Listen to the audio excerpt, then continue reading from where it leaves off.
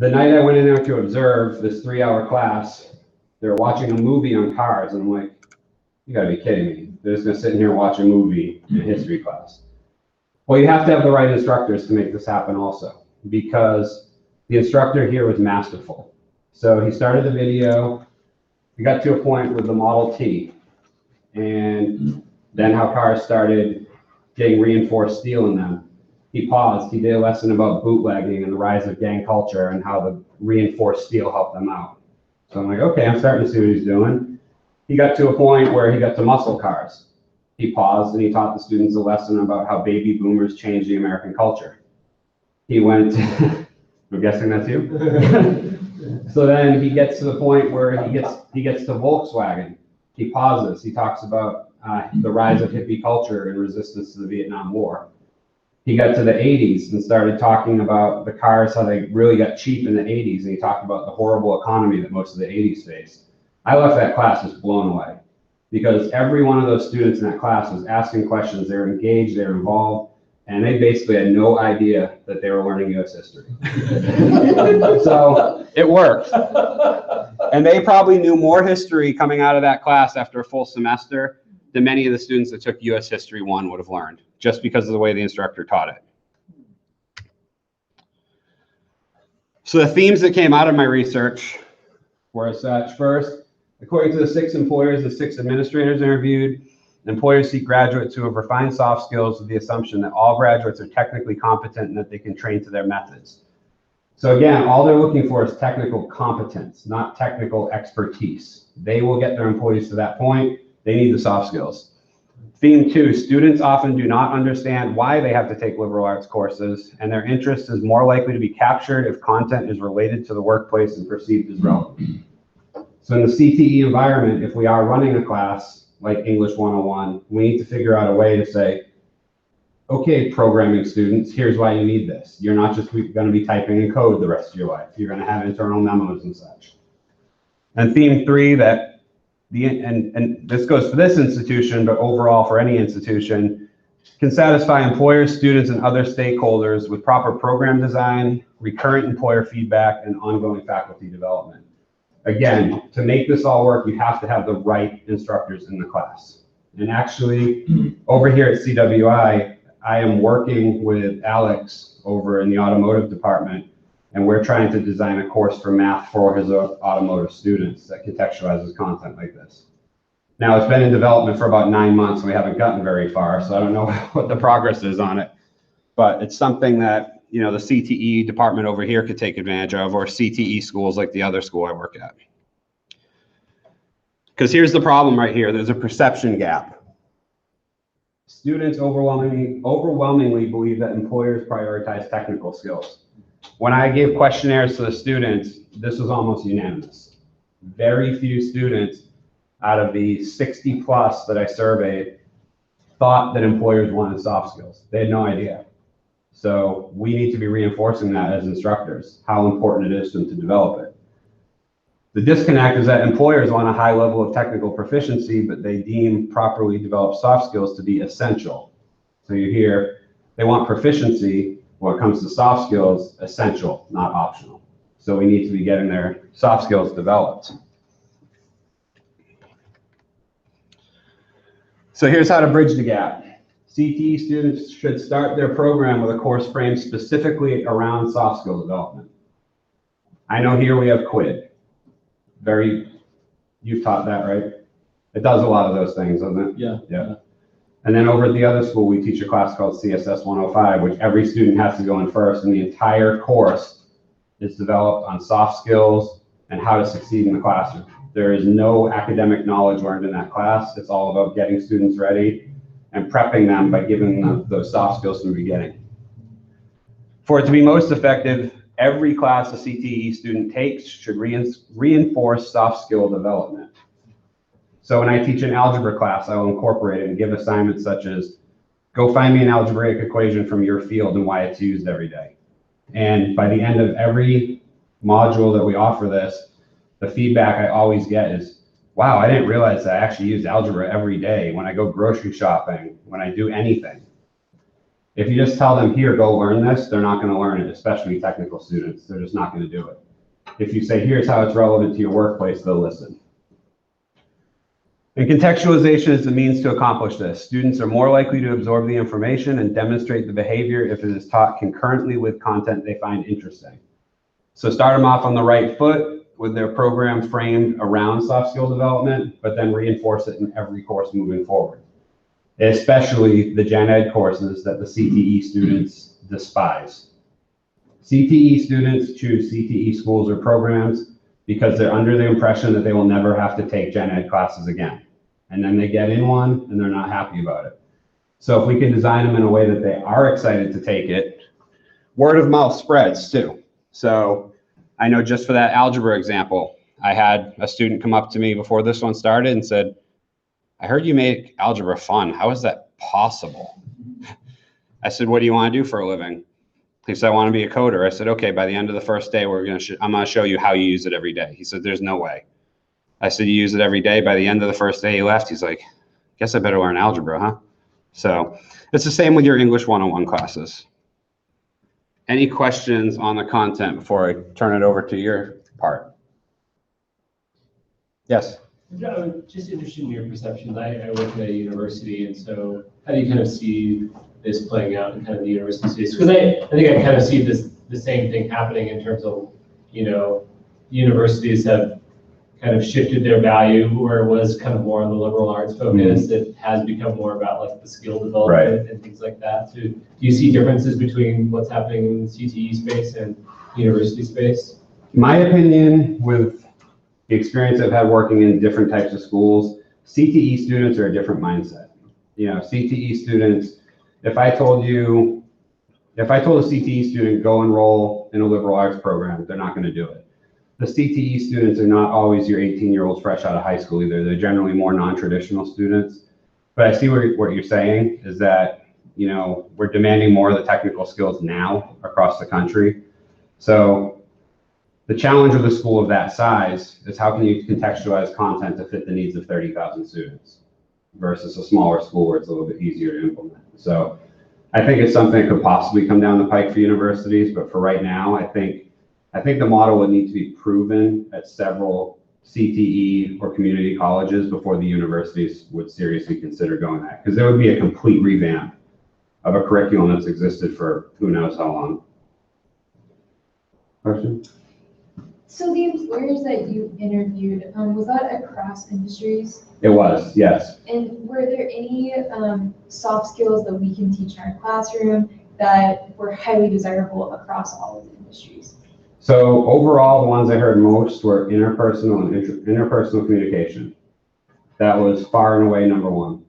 I just gotta say something. Sure. I've just 3 years ago retired from a career in management. Okay. And so I've been involved in a lot of decisions about, what's our hiring strategy here, where do we look? And even when I was interviewed for different jobs over the years, you get the question, how are you gonna hire the right people? And basically what I would used to say was, you can teach people technical skills. Right. It's very difficult to teach them to be nice. Right. Or to be a person. So just don't hire somebody that's a bully or a jerk or something like that. Right. Let them be up. Let some other poor organization hire that. I'm glad to see this, because it was a huge frustration for me to see the soft skills not being taught for so many years. And it's all about, and the schools were all about the technical, and they thought that's what was necessary. What you're doing is right on, based on my own career experience. Yeah, this school that implemented it, I can't reveal the school. They made me sign a confidentiality agreement. But the school that implemented it, I attended there at one point, and our enrollment was around probably 3,000. They now enroll 30,000 students and started housing people on campus. So their model works, or they wouldn't be growing at this rate. And the employers, the interpersonal communication was definitely number one. Written communication was up there. You're right, that just don't hire jerks. I know a VP of a company around here said, what's your hiring strategy for his company? He goes, don't be a jerk or you're not hired. So That is a big thing, but the soft skills, they just found them critical. The time management was another one that came up quite a bit across the board. Time management, the younger generations, they're seeing the generations that are entering the workforce now are a little bit more laid back and think, 5 minutes late isn't so bad. I was raised in a way that 15 minutes earlier, you're late, so time management came up quite a bit as, I run a critical business. If my employees are showing up 5, 6, 7 minutes late, they think it's no big deal, but for me, it's critical. So how do we incorporate that into the contextualization? Well, penalize late students. I mean, it's a little harsh, but if you have a certain attendance policy that's in place, and that is something they've begun doing at this school also. If you're late, it could be a detriment to your grade. Also, there's a policy that helps that some schools use that we partially use as a no late work policy. If you're in a career and technical school, late work's not an option, because and you present that to the students as, when you go to the workforce, you said you've hired many times, right? So you reported to somebody. What if it was Friday and your employer said, I have an urgent report I need you to handle by the end of the day, and you said, I'll get to it Tuesday. Would your desk have been there Tuesday? I knew a guy, a peer of mine, that had a box, and when he had trouble with an employee, he would bring the box into their desk. And he says, the next time I bring you a box, all your stuff goes in it and you're out of here. And, I didn't ever do that. But, well, that's what employers are saying, though, is just they have the most, with the schooling that students get now, specifically at career and technical schools or career and technical programs at universities and community colleges, every one of them should be coming out with exceptional knowledge for their career field, because it's all they're doing is the technical content every day. But they're getting people to their jobs that can't write properly, can't read properly. I had one of the employers actually say, every time I hire a new person, my first thought when I give him email access is how long until one of my employees' emails puts me in a courtroom. So it's to that point with the written communication, the interpersonal communication, that we're just lacking. And it's got to be a big focus with CTE students to contextualize their courses. That way they're learning the stuff you traditionally learn in the liberal arts, and they're learning it without realizing they're learning it. Any other questions? All right, thanks. You're up. One more.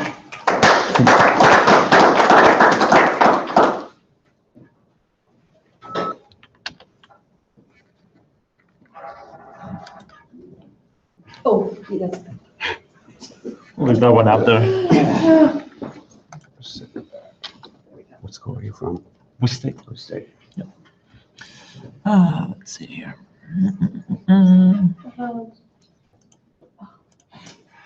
All right. So you came to one of the best presentations. You get a 2-for-1 going today. So just like Josh mentioned the idea of soft skills for the workplace, I will focus more on soft skills for academia in general. And doesn't mean that one of us is strong and the other one is right. Honestly, we're both right. You came to the right place. So my name is Nicolas Diaz. I'm an academic and development and recovery advisor at Boise State. So primarily I work with students on probation or going back from dismissal. But I'm also an instructor over there as well. Now, quick disclaimer from the get-go, I'm Hispanic. I talk with my hands as much as I talk with my mouth. So they're going to be always moving. So it will happen. So I want to talk about the idea of soft skills in academia. And this is kind of like a very brief overview of the presentation. I want to cover those specific skills. There are 2 specific classes that we teach at Boise State, one being ACAD 102, the other one being Bronco Rebound, because it's Boise State. If you have a program, you have to stick Bronco in it there somewhere, it doesn't count. And then lastly, I know my audience. I want to actually talk about different strategies that can be implemented in the classroom to actually foment those skills to our students, and actually teach it in a way that your product, your material comes first, but then through a few different implementations, we can promote those things as well. So when it comes to soft skills, what do you guys think about? In your mind, what are soft skills? Communication. We talk about time management last there. What else? Teamwork. Yeah. Be nice. Be using a proper email, give a handshake. We were talking about that before the presentation started. I like to think of soft skills in a much broader category. I'm talking about things like goal setting, introspective critiquing. I want to know when I made a mistake, and hopefully I can learn from it, and I can adapt and adjust for future projects. Mindset, the idea that I can learn and grow as I go along. And great, I think that the academic model has to go to that we are worried as much as passing as well about retaining our students. So building students that can deal with failure and also improve on and continue on for the school. Now, generally when we think about soft skills, as Josh mentioned, we think about the job market, and that's just because it works. It's what we need to. It's what we need to in order to have a proper career. And in academia, we primarily value that idea of written and academic communication through essays, papers, and things like that. But soft skills can play a very big role in the classrooms as well. Now, students experience vary greatly across the board. We have to think that for the traditional age student, more than likely, their parents and their teachers were making their time management decisions. You always wake up at this time, you have to take the school bus by this time, you're going to be in history from 8:30 to 9:20, and so far and so on. They have different social things planned, but revolve around their immediate family or the school itself. And then the students present in our classrooms can vary greatly. I'm sure I'll tell you, but I'm sure you have students saying, why do I have to take math? I'm a psychology major. Or why am I taking CWID or UF 100? This doesn't help me graduate faster. So their presence in the classroom can vary greatly based on what they want to get out of the specific class and what they perceive to be the value of it in the first place. So I want to talk about the two courses that I mentioned earlier. ACAD 102 is a specific course that we offer for students placed on probation. They have struggled before. Ideally, most students in that classroom will have that experience. They have dealt with failure. Many of them are on probation currently. Maybe many of them have been dismissed previously and they're looking to come back or build those skills.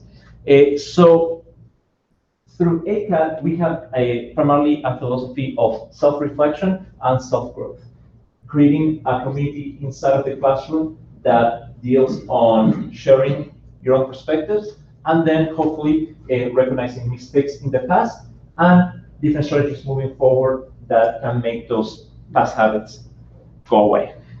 Now, one of the first things that we cover, we do learning and study skills assessment called the LASI acronym. But pretty much students will take this assessment and they will have 10 different categories that they are measured on. Things like anxiety, how well they can concentrate, time management, whether or not they use resources and they communicate with their instructors, whether they are willing to reach out and ask for help, test taking, study skills, and so on. And most students look at it like, oh, that's my score, that's who I am. The thing is, actually, the whole assessment is a perception assessment. That's actually how the students see themselves. I'm terrible at time management. I'd rather watch Netflix or whatever that may be. Or, you know what, I don't like to talk to my instructors. They scare me. Or it just puts me in a very vulnerable position that I have to admit that I'm making a mistake. But the whole course itself, again, revolves on that self-growth, introducing different strategies moving forward. Now, the other course kind of like developed based on this one. All that formatting. And it's Bronco Rebound. This is actually an online workshop that we developed that all students placed on academic probation for the first time must take it. It's required. There's no credit attached to the course, so there's no cost to it, but students must complete it in order for them to be able to enroll in future semesters. So to give you an example, if somebody got placed on probation this week at the end of the spring semester, more likely they are ready to enroll for summer, they maybe are ready to enroll for fall, but they must complete this course before they are able to enroll for the following spring. It's a very short course, about 6 to 10 hours, and it focuses on academic skill building. And we primarily focus on 6 specific areas. Mindset, and the idea of that growth versus fixed mindset. Time management and prioritization. that has been the one area that most students recognize they struggle with, or that we notice that students maybe don't even recognize that that's the big issue in the first place. So we spend a lot of time about how to prioritize their assignments and their life in general, because they are social individuals. They need to be able to prioritize those things as well. The impact of health in academics, things like stress, mental health, emotional health, physical, and so on. Goal setting and decision making. Then we have connect individuals to different resources on campus. And then lastly, we want them to be aware of the policies themselves. What's the dismissal policy? What's the probation policy? How is the financial aid going to be impacted? And so on.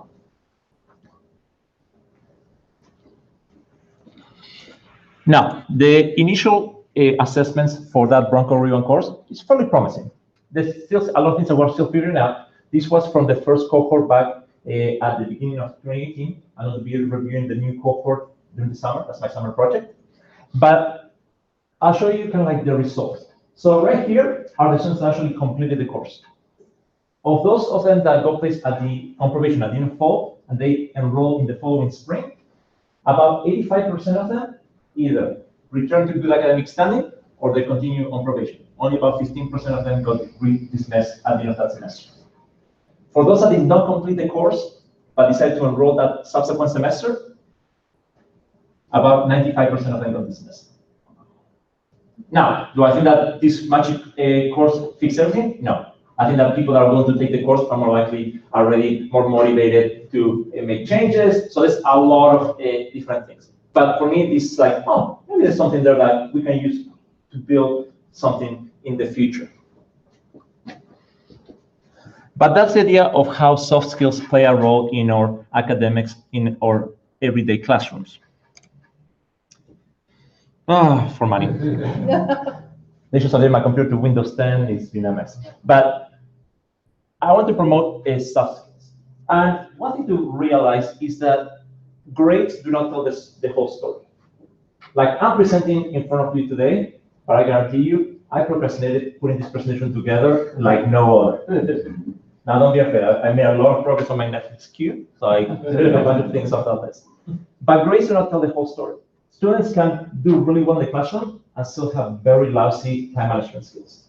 That's where cramming, some students thrive with cramming, or writing an essay at 4 in the morning. It happens.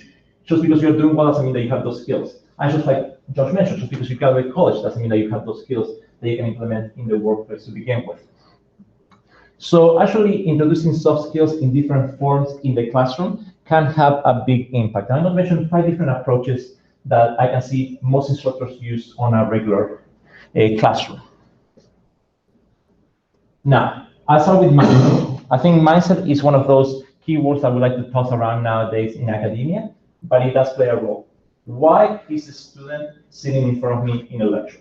What are they hoping to get out of this? And having that buy-in when a student comes to a class plays a big role.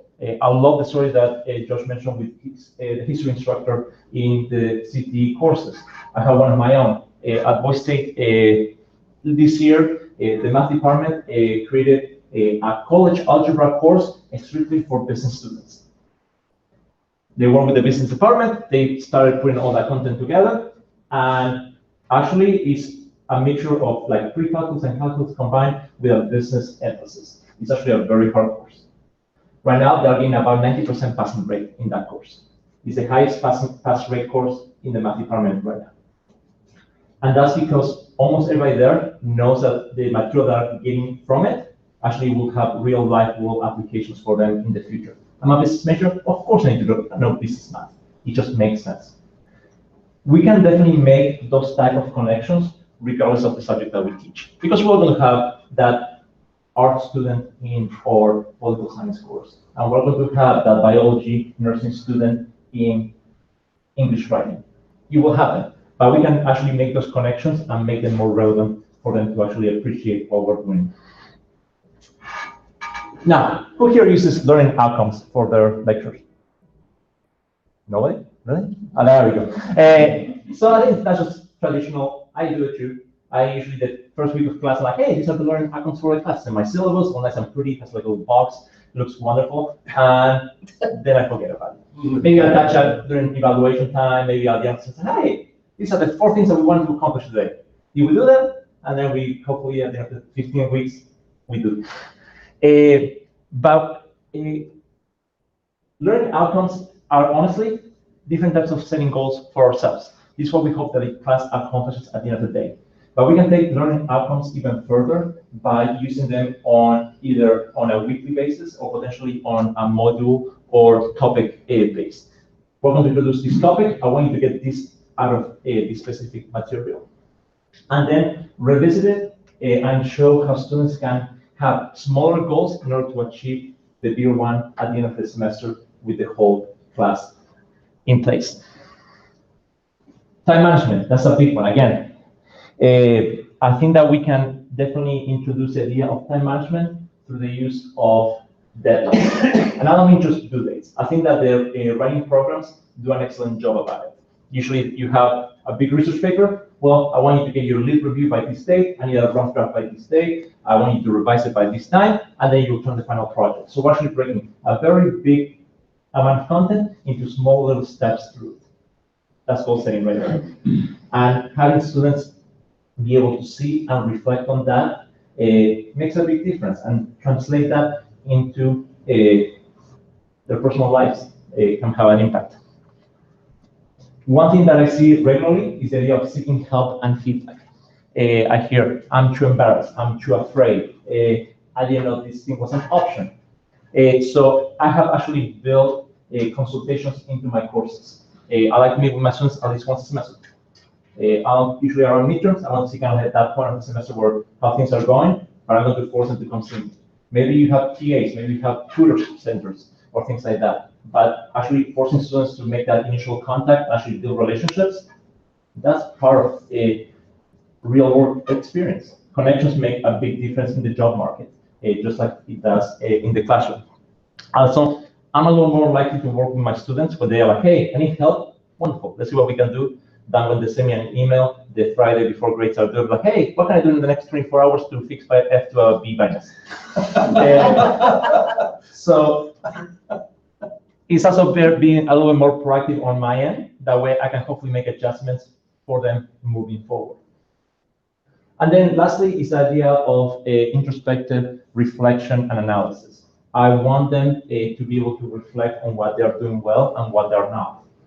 And having different progressions of the material tied to their own personal growth, to their own goals, to their own achievements throughout the semester, can put it all together. That brings the idea of growth mindset, the idea of different types of goal setting, and so on. All right. And then I just want to have questions and conversations about what we just talked. I think that both Josh and I were very worried about stepping on each other's time, so we're like cruising through it. Can you go back to those issues? There was mindset, time management, mental, emotional. This one? Yeah. Yes. Yeah, so I can talk a little bit more about this since we have a little time. But most of the materials covered in this course are self-guided, short videos, and when I mean short, I mean 3 to 5 minutes, short reflections, 1 paragraph, very short and quick to the point. We don't want this course to be a burden for students, especially since they are already struggling. You have a question? Sorry. Yeah, well, wait. No, please go ahead. No, I'm just thinking about how do you incorporate this into a regular class? I'll be teaching like a 15-week class, and it's a large class, and I want to help them with the soft skills so that when they go out, you know, apart from the technical skills they're going to learn from me. How do you do this? Because this broncho rebound is really a specialized course. It's not really a typical course. So how do you, what can you advise them to do? I would say kind of like what I mentioned is the idea of making the content of your course the priority, but then supplementing it with this idea of soft skill activities or actions that students have to do in order for them to learn the material that you teach. So if you're asking, what do you teach?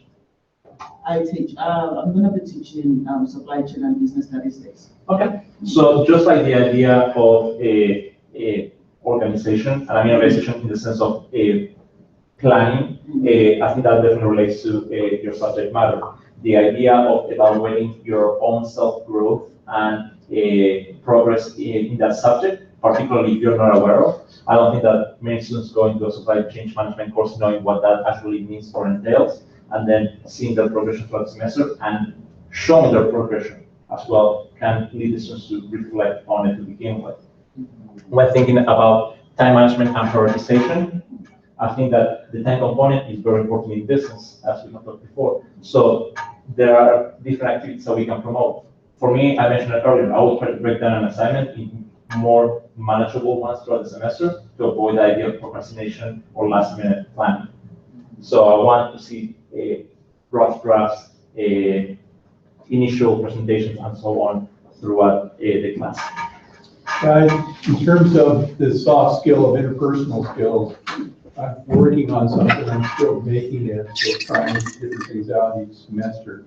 But I have a 60-person class, I break them into teams. I'm teaching political science. And then I give them problems, but I give the team problems to solve. And the team meets every week. There's a Tuesday lecture, a Thursday meeting, team meetings. And then I just tried this out last semester, a peer evaluation, to where somebody is a jerk, they're not coming prepared, they're not playing well with others, then the other team members have a chance to take points away from them, and they do. And so I'm thinking next semester I'm going to push it a little harder at the start of the semester, and then maybe make up this ante a little. It's only worth 20 points. I might take it to 50, for instance. So that's one of the things I'm trying to do in order to work those interpersonal skills into what you're saying. And what I think I'm going to do also is give them let them know about my management experience and what I just told you all about. If you're a bully or if you're a jerk or you're some kind of don't play well with others, that's going to hurt you in your professional career. And so it's it's starting now. You have to be nice.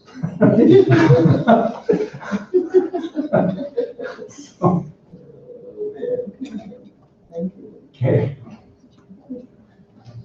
No? Anything else? All right. I think there's a bunch of cookies in the lobby, so we can manage that.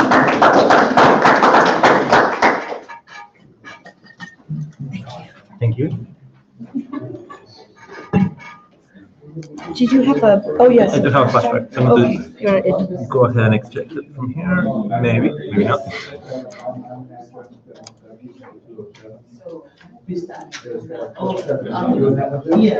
All right. Okay. Oh, you're working on it.